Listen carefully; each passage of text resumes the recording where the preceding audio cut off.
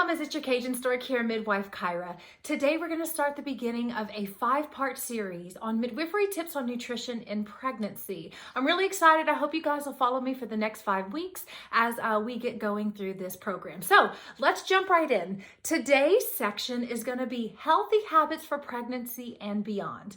Now, I want to tell you that these are things that I've actually incorporated into my own life. A little backstory on me is I actually had diabetes. I was diagnosed when I was 15 years old, and by the time I was 19, I was able to kick it with nutrition alone.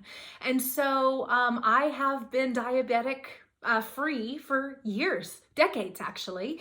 And I take these tips and the things that I learned that improved my life, and I encourage my mamas in my practice to do the same. And so today on the habits section, we're going to talk about some things that you can start doing today, no matter where you are in your pregnancy or the postpartum, that will help you have better outcomes. So I think the first thing we need to talk about is that when you're pregnant, believe it or not, you are not eating for two. So I'm in Cajun country, and a lot of our mamas, right, think that we should be eating for two. Oh, baby, here's some more food. Oh, baby, here, let's add some more to your plate. But the truth is you're really eating more for like 1.5. And if you find that you're breastfeeding when you're pregnant, you're eating for more like 1 3/4. But you're not eating for two. And so yes, your calorie consumption, your calcium needs, and all those things slightly increase in pregnancy. I want you to keep in mind that you are not eating for two in pregnancy. You need to eat mindfully and listen to the cues of your body. So number one, the most important tip you will get from me today, no matter all the tips that I'm going to talk to you guys about, the number one tip you're going to get from me today is hydration. Hydrating in pregnancy. Now, if you're a follower of my channel, then you've probably heard me talk about hydration multiple times in my other videos. Why? Because hydrating and not doing it really is one of the most common problems that I have in my practice. Most Americans actually walk around dehydrated. So let me tell you guys this, that thirst is actually a late sign of being dehydrated. We need to be on top of our water consumption throughout the day. So a little tip that I like to give my moms is that you're going to take your body weight in pounds, divide it by 2, and that's how many ounces of water you need every day. Every day. So if I'm 140 pounds, I need 70 ounces of water a day, keeping in mind that a gallon is 120. So some of you mamas out there, you might need a gallon of water a day. With that said, it's not realistic for you guys to think you're going to jump right into this and get started on that kind of water consumption today, especially if you're walking around dehydrated. So a couple years ago, I took it upon myself to go out of my way to measure my water consumption. And guys, I was myself, as a midwife, counseling families on hydrating, was only hydrating about 40 or 50 ounces a day. So some tips that I have for you mamas, which are tips that I put onto my own self, my own life, is there is a psychology to water drinking. You're going to hydrate better if you drink out of a cup that you like to drink out of. And I'll even take it a step further and suggest you get a cup that has lines on it, measurements, times of day. They sell a ton of these on Amazon. You can also find them on my kit.co/Cajun Stork, where I show you some of the water hydrator bottles. And so what I like for me, because as a midwife, sometimes I'm up all night and I have no sense of time on what time of day it is they have cups that have the time of day and how much water you've consumed. So if it's 10 a.m. and I'm behind, it's gonna let me know so I don't have to try and chug a lug and get it all in at the end of the day. Measuring is important. When I started hydrating from my 40 to 50 ounces to 70 ounces, it took me almost 2 weeks before I could do it without feeling miserable. So I really want to encourage you, even if it's hard for the first couple days or weeks, no matter what your goal is for water based on your weight, just stick it out, keep going. Every day is going to get a little bit better. Another thing to consider is the type of water. So I just want you hydrating, guys, let's be honest.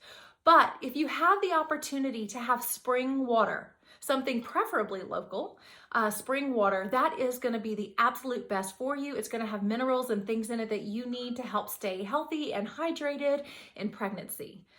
There are other types of water out there, and if you have to resort to faucet water, that's totally fine. But optimally, if you have access to spring water, I'd highly recommend it. Let's go ahead and move on to tip number 2. Tip number 2 is something that you can take with you into parenthood. It's meal planning. So I'm currently in the middle of a Whole30. I'm on day 8 today. And I think I forgot to meal plan.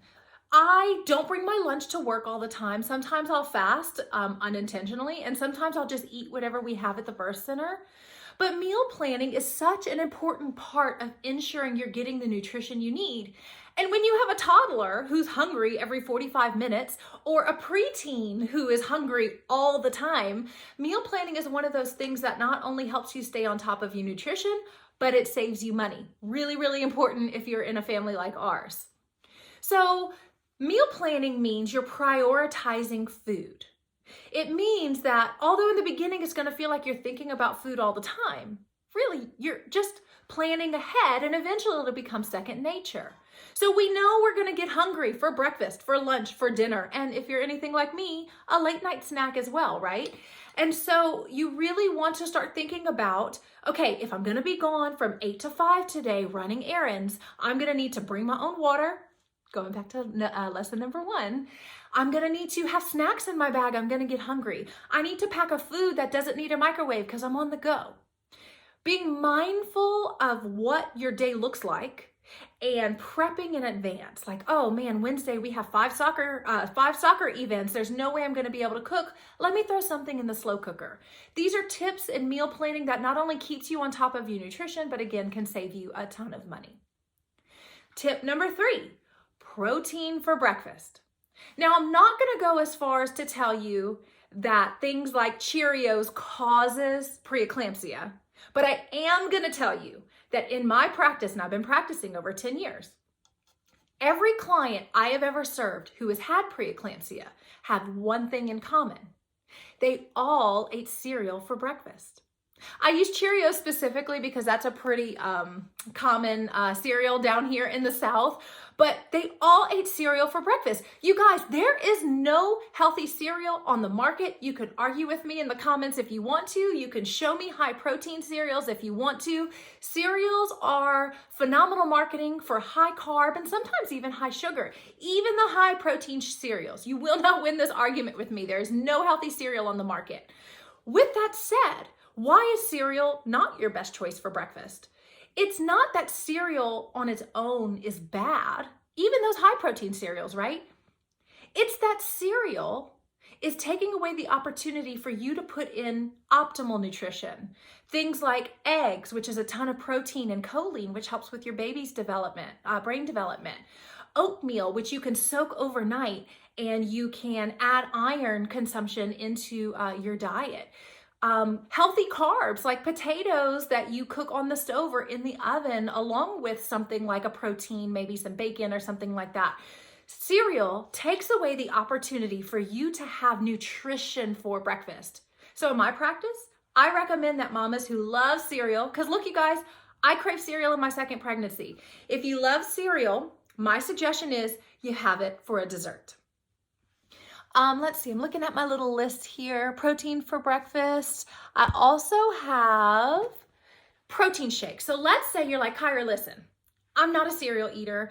I'm not a breakfast eater. There's no way I'm going to pull this off. I'm miserable and nauseated in the morning for breakfast. Then let's try some protein shakes. I have a great video if you Google, go on YouTube and look up like Cajun stork and protein shakes. I have a great video on a meal replacement shake that is not only high in protein, but also is essentially like putting in a prenatal vitamin into your diet that you can have for breakfast in lieu of eating breakfast. It's something you can eat on the go. It tastes great, but a little tip for you, mix it with some kind of milk. Don't mix it with water. It's not very good. Tip number 4, only have a few more to go, you guys. So you heard me say soaking your oatmeal overnight in the previous suggestion. Well, soaking and slow cooking things like brown rice, oatmeal, and beans overnight and then slow cooking it during the day actually increases your iron absorption from these by an exorbitant amount. Don't quote me on this, but I think it's like 700%. It's some ridiculous amount. So if you're dealing with anemia in your pregnancy, soaking these things overnight can help you absorb it. But moms, it also helps you digest your food better. So soak and slow cook things like beans, brown rice, and oatmeal. Oatmeal is a great choice for breakfast, by the way, kind of bringing these two together. Steel cut oats is a great option. Instant oats are okay. They're definitely better than cereal, but not as good as some of the other oatmeals out there. So it's something you'll want to consider. Tip number 5, no naked carbs. Who knew I was going to talk about being naked on camera today, right? Naked carbs. This means like naked sugars. So for example, if you eat an apple, you're going to spike your blood sugar and you're probably not going to feel very satisfied. But if you eat an apple with almond butter or peanut butter, you're not only going to feel more satisfied, but your blood sugar levels are going to be more stable. No naked carbs in pregnancy. So every sugar should be matched with a protein or a healthy fat. So for example, I said apples and peanut butter. Another example would be like chocolate and a boiled egg.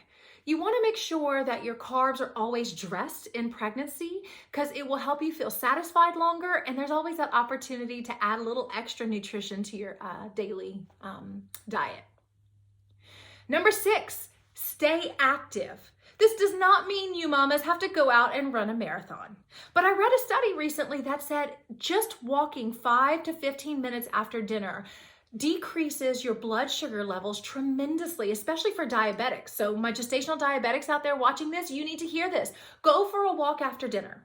The study came from the Mediterranean area where these people actually have some of the longest life expectancy and some of the lowest rates of cancer and heart disease in the world. And one of the things that they do is they socialize with eating. So they'll eat and then they'll walk down and go visit like a family member.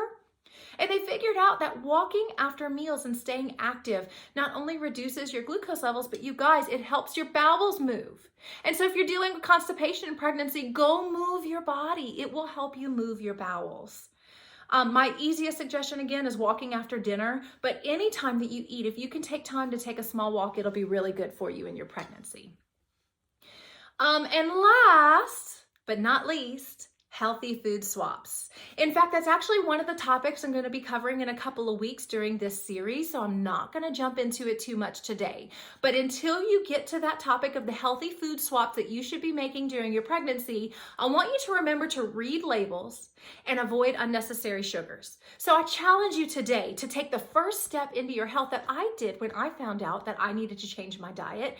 And just for the next week, I want you to look at every nutrition label of everything in your home. And if you go grocery shopping, look at those too.